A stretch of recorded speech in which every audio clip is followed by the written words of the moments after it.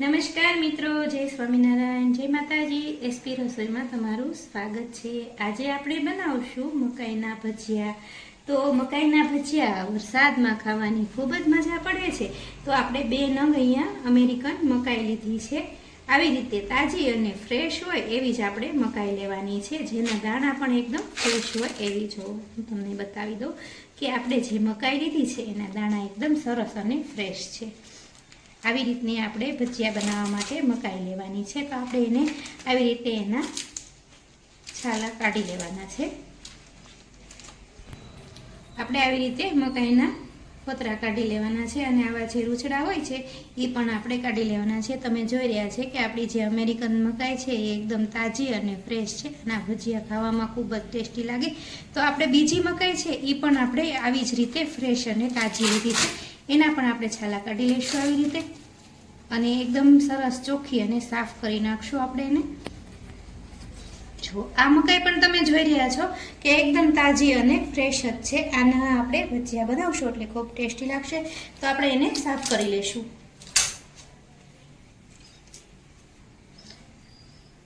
આની અંદર જે આવી રીતના રૂછડા હોય છે એ આપણે બધા જ એની અંદરથી કાઢી લેવાના છે અને એકદમ મકાઈને ચોખ્ખી કરી લેવાની છે.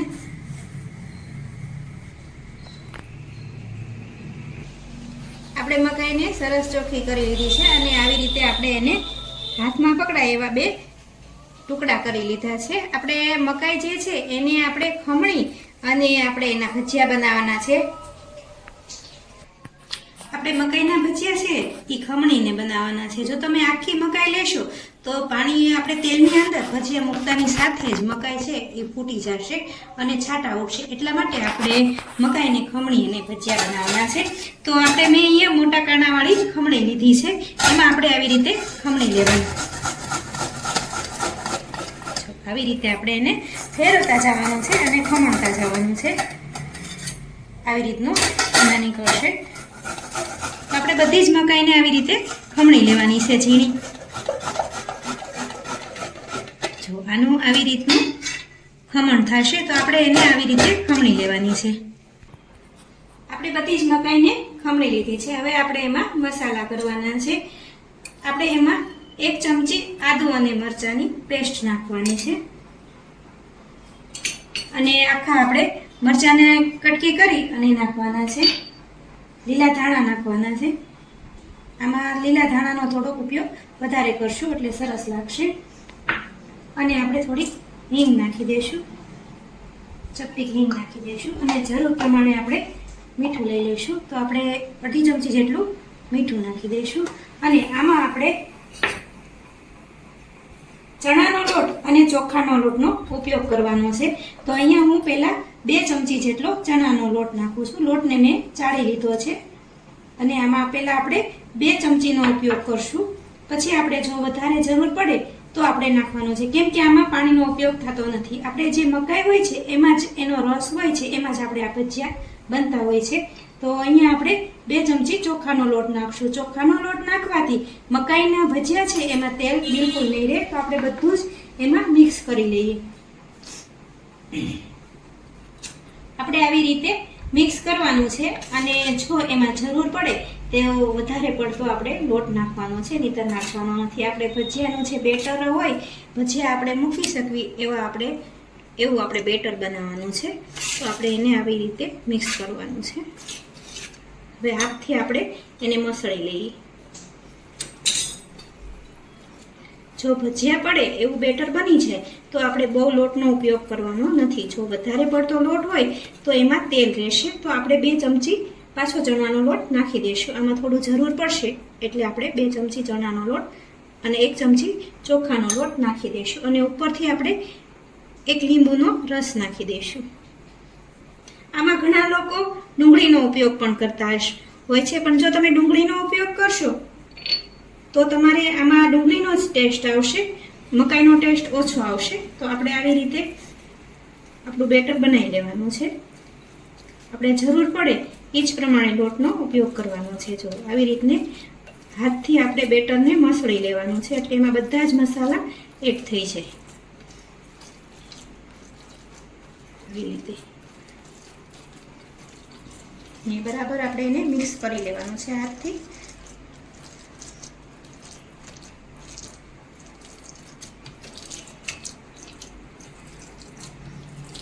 આમાં ચોખાનો લોટનો ઉપયોગ તમે જો કરશો તો આમાં તેલ જરા પણ નહીં રહે. નહીંતર જો તમે મકાઈ અને ચણાના લોટમાં બનાવશો તો એની અંદર તેલ વધારે પડતું રહેશે. આ એકદમ કોરા પડી જશે. તો આપણું જે બેટર છે મકાઈના ભજીયાનું એ તૈયાર થઈ ગયું છે. હવે આપણે એના ભજીયા ઉતારી લઈશું. આપણું તેલ જે છે એ ગરમ થઈ ગયું છે. હવે આવી રીતે હાથમાં લેવાના છે. જો તમને હાથથી મૂકતા ન ફાવે થોડાક તો તમારે એને હાથને થોડો પાણીવાળો કરી લેવાનો. જો આવી રીતે મીડિયમ સાઈઝના આપણે ભજીયા ઉતારી લેવાના. હાવ ગેસને આપણે ધીમો રાખવાનો છે એટલે આપણે અંદરથી પણ ચડી જાય અને ઉપરથી પણ ચડી જાય. જો ફૂલ ગેસે તમે તળશો તો અંદર કાચા રહી જશે અને ઉપરથી બ્રાઉન કલરના થઈ જશે. એટલે આપણે ગેસને હાવ ધીમો કરી લેવાનો છે.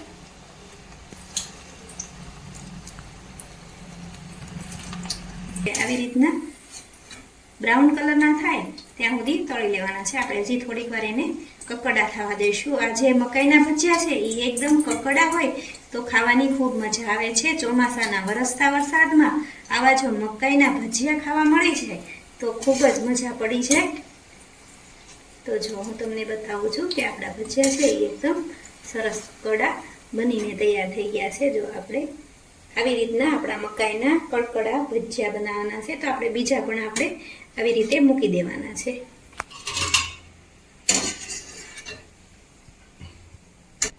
આપણે બીજા ભજીયા પણ આવી રીતે બનાવી લઈશું. જો આપણું બેટર છે એ એકદમ સરસ બન્યું છે એટલે આપણા ભજીયા છે એ છૂટા પણ નહીં પડી જાય.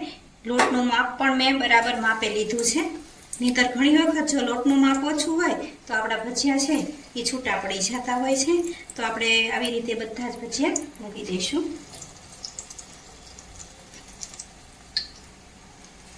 ગેસની ફ્લેમ આપણે ધીમી જ રાખવાની છે. બાજુમાં આપણે જેટલા ખમાય એટલા આપણે એમાં મૂકી દઈશું.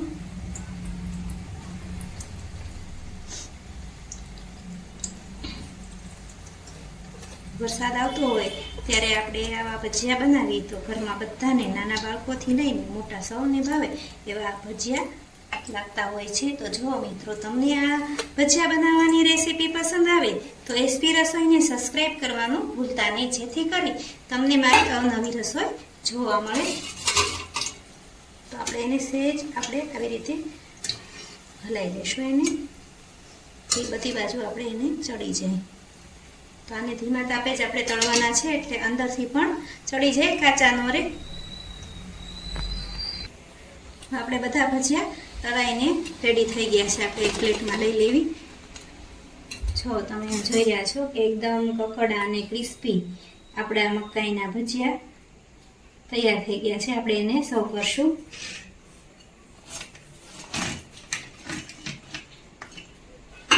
અને મેં કોથમરીની ચટણી સાથે સર્વ કર્યા છે. આપણે જે કોથમરી અને પુદીનાની ચટણી હોય છે એની સાથે સર્વ કર્યા છે. તો હું તમને બતાવી દઉં કે કેટલા ક્રિસ્પી અને સરસ છે. તો જુઓ, અંદરથી પણ એકદમ પોચારું જેવા આપણા મકાઈના ભજીયા તૈયાર થઈ ગયા છે, એકદમ જાળીદાર. તો તમે પણ આવી રીતે એક વખતથી જરૂરથી બનાવજો.